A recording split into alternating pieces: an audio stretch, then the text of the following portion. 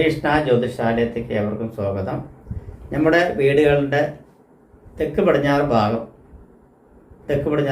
എപ്പോഴും വാസ്തുശാസ്ത്രപരമായിട്ടും ഭയങ്കര ഏതൊരു വ്യക്തിക്കും തെക്ക് പടിഞ്ഞാറ് ഭാഗം വളരെ സുഭിക്ഷപരമായിട്ടുള്ള ഒരു കാര്യമാണ് എന്നുള്ളത് അറിയാം. എന്നിരുന്നാൽ ചിലവർ അറിയാത്തവരുണ്ട് എന്നാണ് പറയുന്നത്. അപ്പോൾ ഈ തെക്ക് പടിഞ്ഞാറ് ഭാഗത്ത് സർപ്പ പുറ്റുകളോ ചെതൽ പുറ്റുകളോ അങ്ങനെ വല്ലതും ഉത്ഭവം കൊണ്ടുവരികയാണെങ്കിൽ പറഞ്ഞാൽ ആദ്യത്തെ ചുവട് ചിലപ്പോൾ ചിതൽ പുറ്റായിട്ടായാലും കാണുന്നത്, പിന്നീട് അത് സ്ട്രോങ് ആയി പുറ്റായി വരും. അപ്പോൾ നമ്മൾ എന്ത് ചെയ്യുമെന്ന് വെച്ച് പറഞ്ഞാൽ പുറ്റ് കാണുമ്പോൾ അതിനൊക്കെ തച്ചുടയ്ക്കാൻ തോന്നും. അല്ലെങ്കിൽ നമ്മളൊക്കെ അവിടെ വൃത്തിയാക്കുന്ന സമയത്ത് അതിന് നമ്മൾ കത്തി കൊണ്ടോ മറ്റുള്ളത് കൊണ്ടോ അല്ലെങ്കിൽ ചൂല് കൊണ്ടോ കടിച്ച് ഇതാക്കി വരും. പക്ഷെ 10 മടങ്ങ് ശക്തിയോടുകൂടി വീണ്ടും അത് പൊങ്ങി വരാനുള്ള സാധ്യതയുണ്ട്. അപ്പോൾ അവിടെ എന്താ വെച്ച് പറഞ്ഞാൽ സർപ്പസാന്നിധ്യം അവിടെ ഉണ്ട് എന്നുള്ളതാണ് പറയുന്നത്. സർപ്പസാന്നിധ്യം ഉണ്ട്. അപ്പോൾ സർപ്പസാന്നിധ്യം ഉണ്ട് എന്ന് ചിലപ്പോൾ ചിലർക്ക് മനസ്സിലായി കഴിഞ്ഞു പറഞ്ഞാൽ ചിലവർ വന്നിട്ട് മണ്ണെണ്ണയോ അല്ലെങ്കിൽ പെട്രോളോ അല്ലെങ്കിൽ വെളുത്തുള്ളിയോ ഒക്കെ ചതച്ച് ആ ഭാഗത്ത് ഇടാറുണ്ട്. ഭയന്നിട്ടാണ് ഇടാറുള്ളത്. പക്ഷേ ഇത് ഇങ്ങനെ ചെയ്യുന്നത് അവർക്ക് ഭയങ്കര ബുദ്ധിമുട്ട്, താമസ സ്ഥലം ഇല്ലാതാക്കുക എന്നുള്ളത് പറയുന്നത്.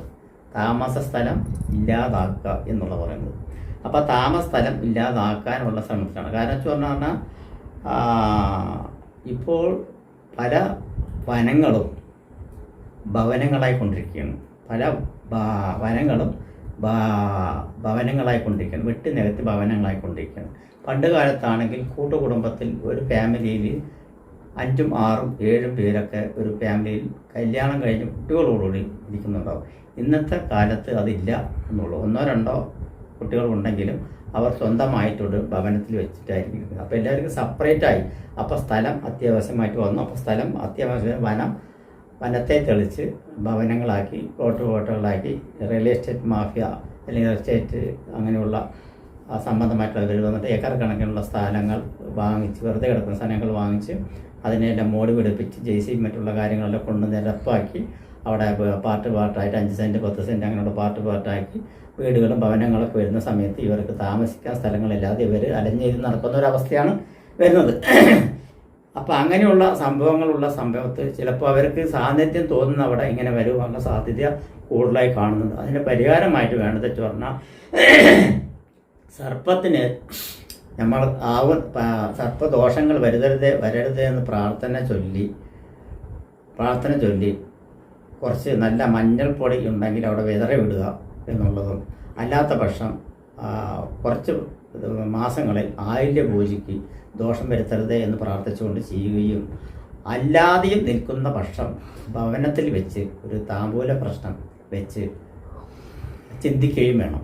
ചിന്തിക്കാമെന്ന് വെച്ചാൽ നോക്കണം എന്ന് പറയുന്നത്. നോക്കിക്കഴിഞ്ഞാൽ അവിടെ സർപ്പസാന്നിധ്യം അവിടെ വിട്ടുപോയില്ല എന്ന് കാണുകയാണെങ്കിൽ അതിനുള്ള പ്രതിവിധി ചെയ്തേ പറ്റുകയുള്ളൂ എന്ന് പറയുന്നത്. അങ്ങനെയുള്ള സ്ഥലപരിധികൾ, അതായത് സ്ഥലപരിധികൾ പറഞ്ഞാൽ ചിലപ്പോൾ 5 സെൻറ്റിലോ 4 സെൻറ്റിലോ താമസിക്കുന്നവർക്കൊന്നും ചിത്രകൂടവും അല്ലെങ്കിൽ നാഗരാജാവും നാഗേഷിനെയും സ്ഥാപിക്കാനൊന്നും പറ്റില്ല. അതായത് പരിഹാരമായിട്ട് അവർ പറയുന്നതെന്ന് വെച്ച് പറഞ്ഞാൽ അവിടെ ചിത്രകൂടവും നാഗേഷിയും നാഗരാജാവിനെയും പ്രതിഷ്ഠ ചെയ്യണം, ദിവസം തോറും വിളക്ക് വെച്ച് വരണം എന്നൊക്കെയാണ് പ്രശ്നത്തിൽ കാണുന്നതെങ്കിൽ ചിലപ്പോൾ അതുപോലെ ചെയ്യേണ്ടി വരും.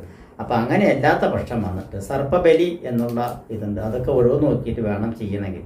അപ്പോൾ ഈ തെക്ക് പടിഞ്ഞാറ് ഭാഗത്ത് ഇങ്ങനെയുള്ള അവസ്ഥ കാണുകയാണെങ്കിൽ ഒട്ടും നമ്മൾ വന്നിട്ട് ചെയ്യേണ്ട പ്രവൃത്തി എന്ന് വെച്ച് പറഞ്ഞാൽ അവരെ ദ്രോഹിക്കാത്ത വിധം, ഞാൻ നേരത്തെ പറഞ്ഞ മണ്ണെണ്ണ, പെട്രോള്, ഈ വെളുത്തുള്ളി തേച്ചിടുക. അതേ സമയത്ത് നമ്മുടെ കിടക്കുന്നതിൻ്റെ പരിസരത്ത് മറ്റുള്ളവയ്ക്കാണെങ്കിൽ നമുക്ക് ഈ നമ്മളെ ഉപദ്രവിക്കാതിരിക്കാം. അത് നമ്മൾക്ക് ഉപദ്രവിക്കാതിരിക്കാം, നമ്മൾക്ക് ഭയം കൊണ്ടാണ്. അത് നമ്മൾക്ക് ഉപദ്രവിക്കാതിരിക്കാൻ വേണ്ടി ആ സൈഡുകളിലൊക്കെ ഇരുന്നുകൊണ്ട് കുഴപ്പമില്ല. പക്ഷേ നമ്മുടെ ഭവനം വിട്ട് കുറച്ച് അപ്പുറത്തേക്കാണ് ഇങ്ങനെ കണ്ടുവരുന്നതെങ്കിൽ നമ്മൾക്കത് ചെയ്യാൻ പാടില്ല എന്നാണ് പറയുന്നത്. അതിനുള്ള പരിഹാരം നമ്മൾ ചെയ്യണം എന്നാണ് പറയുന്നത്. കാരണം പണ്ട് കാലത്തൊക്കെ നെല്ലറകളുണ്ടാവും. പണ്ട് കാലത്ത് നെല്ല് സൂക്ഷിക്കണ അറകളുണ്ടാവും. ഈ മരം കൊണ്ടാണ് അറകൾ ഉണ്ടാക്കുക. ഇന്ന് കാലത്തെ അറകൾ റൂം അന്നത്തെ ഒരു റൂമൊക്കെ ചെറിയ റൂമായിരിക്കും. ആ റൂമിലായിരിക്കും ചിലപ്പോൾ 2 അറകളായിട്ട് വയ്ക്കും. ഈ 2 അറകളിൽ ചിലപ്പോൾ ഈ പുറ്റുകൾ പൊന്തി വരാറുണ്ട്. ഈ പുറ്റുകൾ പൊന്തി വരുന്ന സമയത്ത് അതിനെയൊക്കെ തട്ടിക്കൂട്ടി അത് 10 മടങ്ങായിട്ട് ഒരാളുടെ വലിപ്പത്തിലെല്ലാം വന്ന ചരിത്രങ്ങളും അവിടെ പോയി പ്രശ്നം വെച്ച് ഉള്ള അനുഭവങ്ങളും എനിക്കറിയാവുന്നതാണ്. പിന്നീട് ഈ തട്ടിക്കൊണ്ടിരിക്കുന്ന വീട്ടമ്മയുടെ കൈയെല്ലാം ഈ ചുരുണ്ട് പിടിച്ച് തൊലിയെല്ലാം വന്ന് വല്ല ചുരുങ്ങി ഇങ്ങനെ ആകുന്ന പരുവത്തിലായി വിരലുകളെല്ലാം മുരടിക്കുന്ന മാതിരി ആയപ്പോഴാണ് അവർക്ക് ശരിക്കും ബോധം ഉണർന്ന് അവിടെ ഈ താമ്പൂല പ്രശ്നം അല്ലെങ്കിൽ അഷ്ടമകല്യ പ്രശ്നമെല്ലാം വെച്ച് പ്രശ്നവിധിയോടുകൂടി കുടുംബക്കാരോടുകൂടിയൊക്കെ നോക്കുന്ന സമയത്ത് അവിടെ സർപ്പസാന്നിധ്യമുണ്ട്. അവിടെ സർപ്പങ്ങളെ കുടിയിരുത്തിയിരുന്നു, ധർമ്മദൈവത്തിൻ്റെ ഒപ്പം സർപ്പങ്ങളുണ്ടായിരുന്നു എല്ലാം കണ്ടു വന്നതിന് ശേഷം അവിടെ സർപ്പബലി കൂട്ടക്കളം അല്ലെങ്കിൽ ഈ കളമെല്ലാം ഇട്ടിട്ട് ഈ പൂക്കലകൾ കൊണ്ട് തല്ലി കിടക്കുന്ന ഒരു സർപ്പയജ്ഞമുണ്ട്. അങ്ങനെയുള്ള യജ്ഞങ്ങളെല്ലാം കൂട്ടക്കളം എന്നൊക്കെ പറയാറുണ്ട്. കളമിട്ടുള്ള പാട്ടെഴുത്തുകളും അതുപോലെ തന്നെ നാഗങ്ങൾ തുള്ളി വരുന്ന ഒരു ലെവലും നാഗോറോതലും നാഗത്തിൻ്റെ പാട്ട് പാടി നാഗോറോതൽ എന്ന് പറയും. നാഗോറോതലും എല്ലാം ചെയ്തതിന് ശേഷം അവരെ തൃപ്തിപ്പെടുത്തുക എന്നാണ് പറയുന്നത്. അതിനൊക്കെ തൃപ്തിപ്പെടുത്തിയതിന് ശേഷം അവർക്കായിട്ട് ചിത്രകൂടം മറ്റുള്ളതെല്ലാം സ്ഥാപിച്ച് അവിടെ ചെയ്തു കഴിഞ്ഞ ശേഷമാണ് ഇത് ഇവിടുന്ന് ഒഴിഞ്ഞു പോകുന്നത്. അതൊരു അത്ഭുതമല്ല, ഭയങ്കര അത്ഭുതകരമായിട്ടുള്ള കാര്യമാണ്. ഇതെല്ലാം ചെയ്തു പോയതിന് ശേഷം അവിടെ ഒഴിഞ്ഞു വരിക. അതേപോലെ തന്നെ ഈ തെക്ക് പടിഞ്ഞാറ് ഭാഗത്ത് പുറ്റ് കണ്ടത് അവിടെ കണ്ട് പ്രതിഷ്ഠ അങ്ങാപ്പുറത്ത് സ്ഥാപിച്ചു കഴിഞ്ഞ് പറഞ്ഞപ്പോൾ അവിടെ പുറ്റില്ല. പിന്നെ അതെവിടേക്ക് പോയി? അതാ പറയുക. അപ്പോൾ അവർ താമസിക്കുന്ന സ്ഥലത്ത് എവിടെയാണ് ചിത്രകൂടം വെച്ച് സ്ഥാപിക്കുന്നത് അവർക്ക് ഒരു അറയുണ്ടാവും, ഒരു പ്രതിഷ്ഠയ്ക്ക് ഒരു അറ വെച്ചിട്ടുണ്ടാവും. അതിൻ്റെ അടിയിലായിരിക്കും ഒരു താമസം. ഇപ്പോൾ ഉദാഹരണം പറയുകയാണെങ്കിൽ ഒരു ചിത്രകൂടം നാഗരാജൻ നാഗേഷിനെ അവിടെ സ്ഥാപിക്കണം. അപ്പോൾ ഒരു ചെറിയ തറ കെട്ടണം. ആ തറ കെട്ടിയിട്ട് അവിടെയായിരിക്കും മുളക്കം തിരുമ്മിക്കുന്നത്. അവർ അതിൻ്റെ കൂടെ ഇടയിൽ പോയിട്ട് അവിടെ പുറ്റ് വെട്ടിക്കോട്ട് ആരും തുറക്കാൻ പോകില്ല. പക്ഷേ പിന്നീട് എന്തെങ്കിലും പ്രശ്നം വരുന്ന സമയത്ത് ആ നാഗത്തറയ്ക്ക് ഒരു അതിരിടാൻ പറയും. ആ അതിരെന്തിനാച്ചു പറഞ്ഞാൽ അതിര് കടന്ന് പുറ്റ് പുറത്ത് വരാതിരിക്കാൻ വേണ്ടിയിട്ടാണ് അതിരിടുന്നത്. അപ്പോൾ അതിരിട്ട് കഴിഞ്ഞ് പറഞ്ഞാൽ ആ അതിര് കടന്നിട്ട് അവർക്ക് വരാൻ പറ്റില്ല എന്ന് പറയുന്നത്. കാരണം അതിരിട്ട് കഴിഞ്ഞ് പറയുന്ന ഗ്രില്ല് കൊണ്ടോ മറ്റുള്ളത് ഇരുമ്പ് സാധനം കൊണ്ടോ ഇട്ട് കഴിഞ്ഞാൽ അവരായിട്ട് അതിന് പ്രശ്നം ഉണ്ടാക്കാതെ നോക്കിക്കോളും എന്നാണ് പറയുന്നത്.